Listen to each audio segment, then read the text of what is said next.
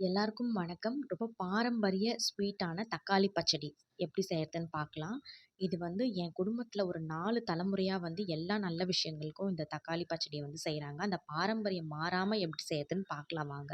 அதுக்கு இதெல்லாம் தான் தேவையான இன்கிரீடியன்ட். இப்போ ஒரு பாத்திரத்தில 2 டேபிள் ஸ்பூன் எண்ணெய் சேர்த்து, அதில கடுகு, உளுத்தம் பருப்பு சேர்த்து நல்லா பொரிய விடுங்க. இப்போ பொரிஞ்சதுக்கு அப்புறமா இதில நான் வந்து 8 சின்ன சைஸ் தக்காளி நல்லா பழுத்தது எடுத்திருக்கேன்.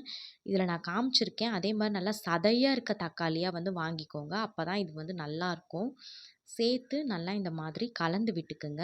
இப்ப இதில 1 கல்லு உப்பு சேர்த்துக்குங்க. அப்பதான் அந்த சுகருடைய டேஸ்ட் நல்லா வந்து என்ஹான்ஸா தெரியும். இப்ப இத ஒரு தட்டு போட்டு மூடி மீடியம் ஃப்ளேமில ஒரு 5 மினிட்ஸ் நல்லா இந்த மாரி வேக விடுங்க. இப்பவே பார்த்தீங்கன்னா, இது ஓரளவுக்கு வந்து வெந்து குழைவாயிருக்கு. இப்ப இதில வந்து 1 பிஞ்ச் மஞ்சத்தூள், 1/2 டீஸ்பூன் காஷ்மீரி மிளகாத்தூள், 1/4 டீஸ்பூன் காஞ்ச மிளகாத்தூள், 1/2 டம்ளர் தண்ணி சேர்த்து நல்லா இந்த மாதிரி வந்து கலந்து விட்டுக்குங்க. இப்ப இத நல்லா கலந்ததும் ஒரு தட்டு போட்டு மூடி, லோ ஃப்ளேம்ல 10 மினிட்ஸ் வந்து வேக விடுங்க. இப்ப பார்த்தீங்கன்னா, நல்லா குழஞ்சிருச்சு. இப்ப இந்த மாரி ஒரு கரண்டி வச்சு நல்லா இந்த மாரி குத்தி விட்டீங்கன்னா, அது நல்லா குழஞ்சிடும். இப்ப இதில வந்து 8 டேபிள் ஸ்பூன் ஒயிட் சுகர் நான் சேர்த்துருக்கேன். உங்களுக்கு எது வேணுமோ அத சேர்த்துக்கலாம்.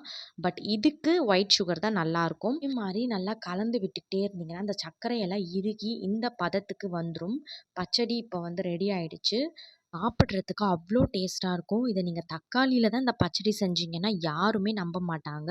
இது ஆறுனதுக்கு அப்புறமா இது மாரி நல்லா சூப்பரா இருக்கும்.